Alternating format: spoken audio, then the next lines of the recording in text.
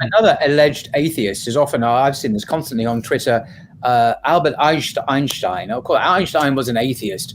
Well, he wasn't, was he? Didn't he reject this label repeatedly? I don't know why people thought he was, but he wasn't he was of the Jewish faith originally, but he certainly was not he didn't believe in the God of the Jewish Torah, but he wasn't an atheist. Is that right?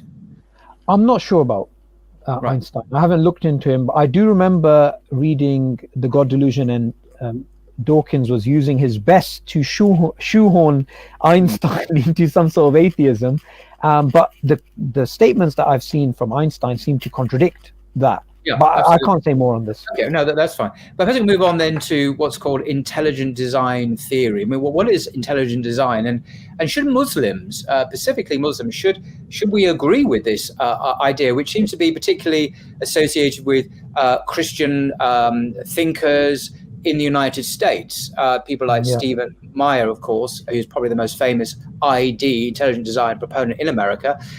Is this something that Muslims, because a lot of Muslims seem very keen on this, is this something we should just follow and take advantage of, do you think?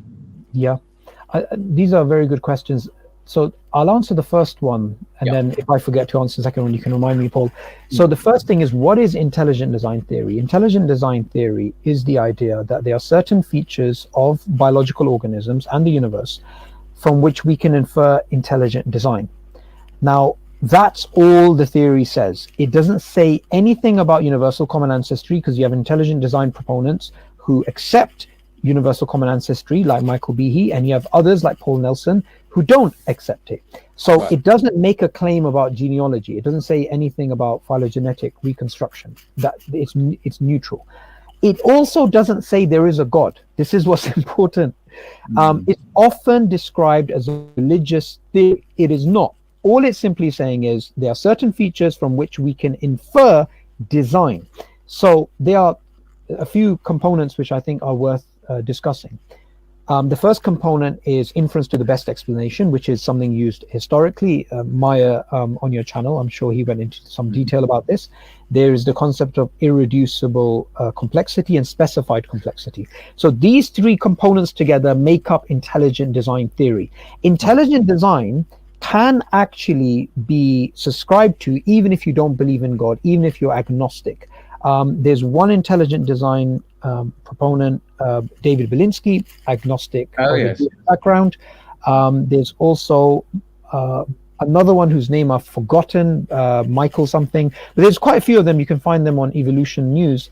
And what you find is you get people who are Jewish, Muslim, Christian, agnostic.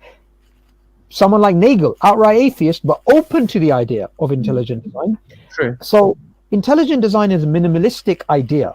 Now, the pushback against it is it's not science, and there's no scientific evidence for it. And it not being science, we covered before, it's a circular argument because they deny it through methodological naturalism, and then they say that you can't do it.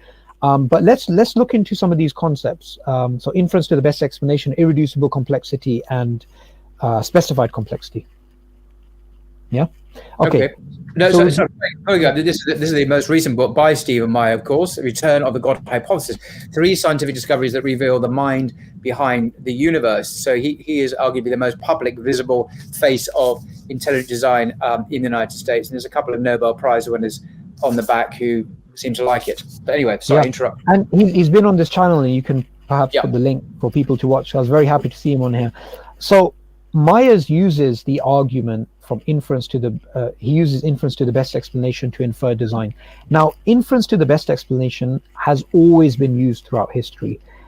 Now, what's important about inference to the best explanation is that the inference to the best explanation doesn't need an explanation. So if somebody was to look at, say, the central argument of the God delusion, one of the premises says that to postulate a designer is problematic because we don't know where the designer comes from. So it's an infinite regress, therefore you can't infer design. Now, inference to the best explanation doesn't work like that.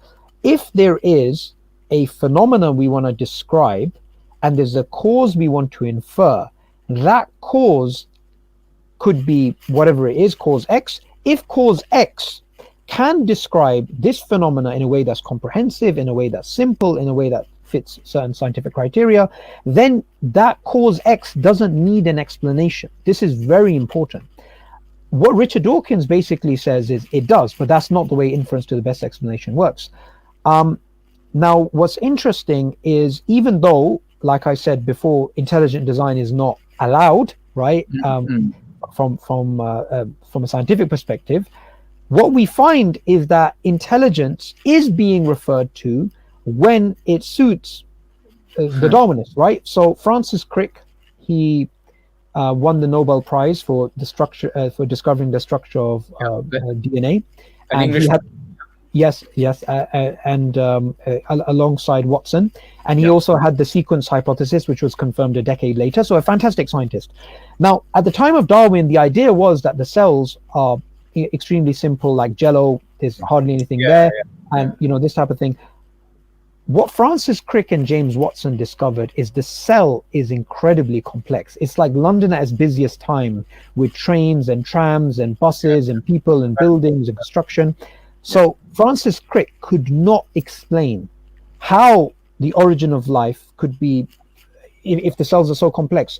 Why are they so complex? It couldn't be explained through this very simplistic understanding that spontaneous generation and the abiogenesis sort of ideas that were prevalent.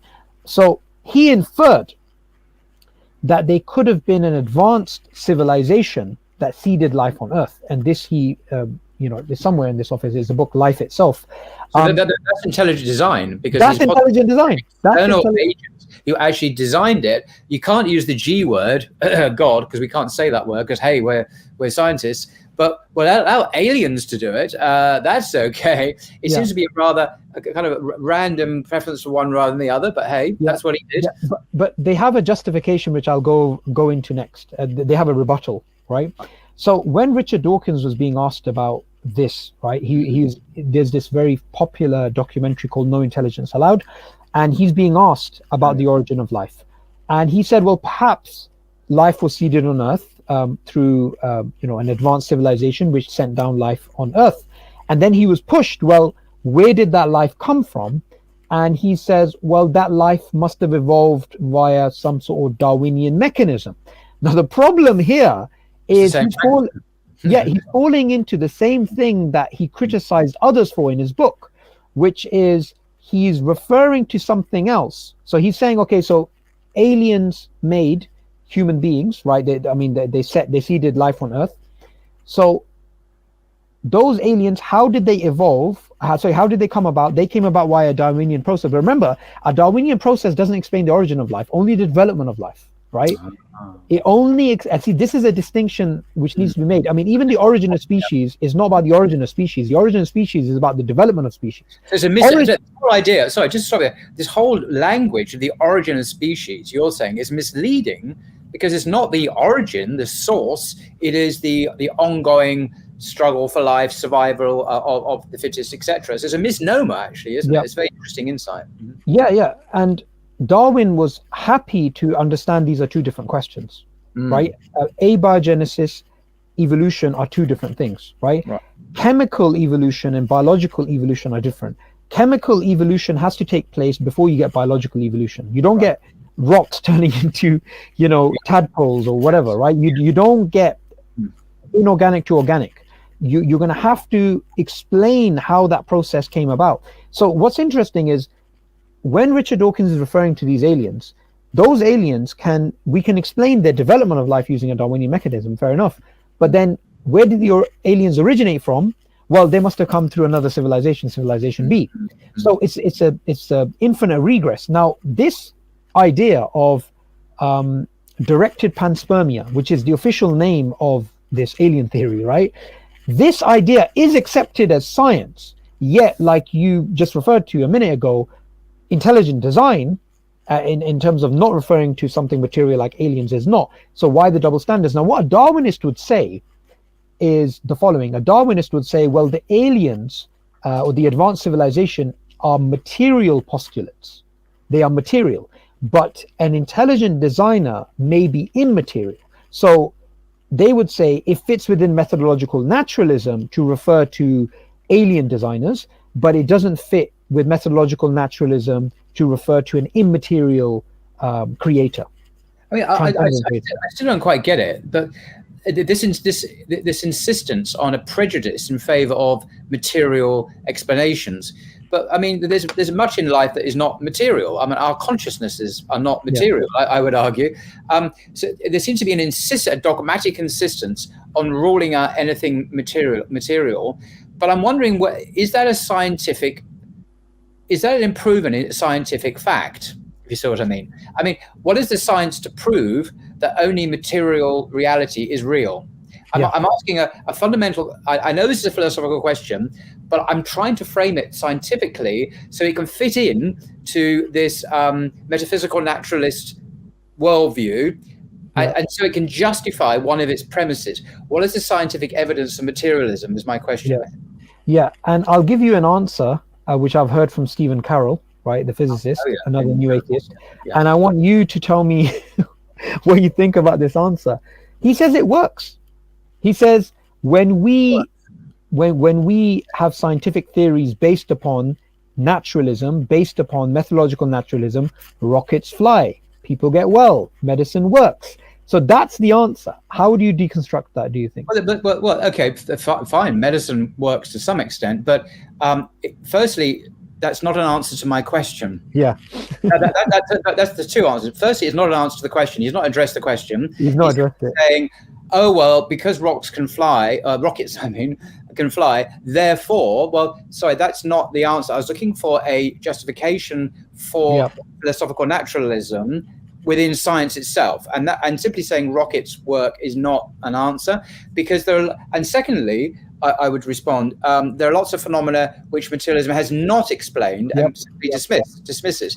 I would argue the existence of consciousness is one of them, but also and this is much more controversial, it's kind of my niche thing, but there's a lot of peer-reviewed evidence now, empirically observed phenomena, where people have near-death experiences experiences under surgery, where people throughout any expectation this will happen, they find themselves, these are people who are clinically dead even for a brief period, outside of their bodies, looking down from a vantage point on themselves as doctors and nurses and surgeons frantically try and revive this poor body on the slab in the hospital.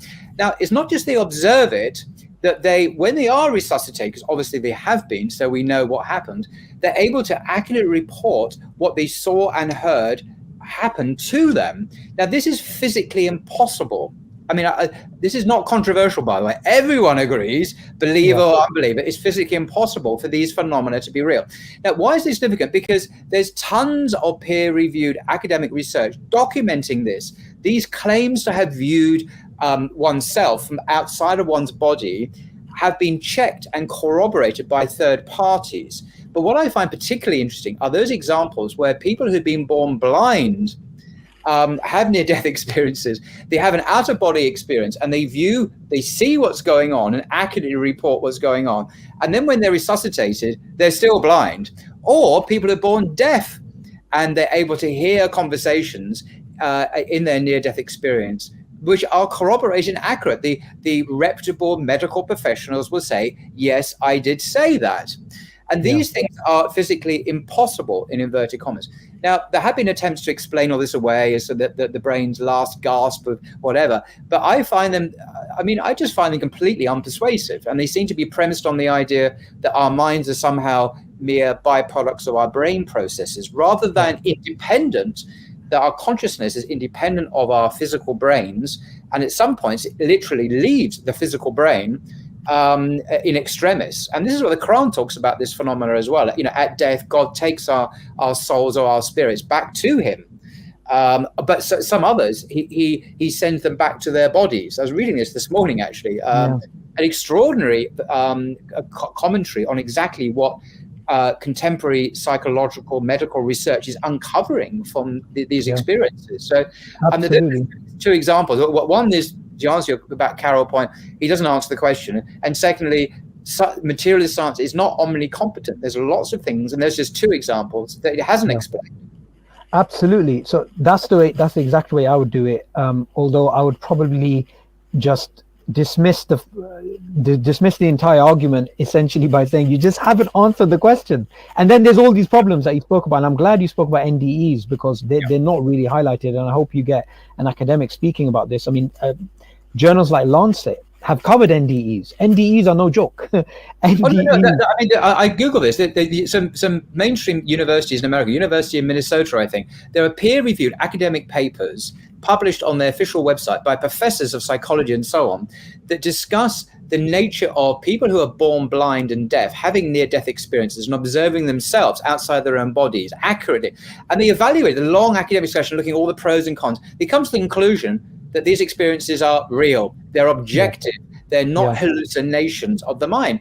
And that's the conclusion they reach. Now, who's trumpeting this this research? No one is, because it goes against the spirit of our age, where only material causes are acceptable.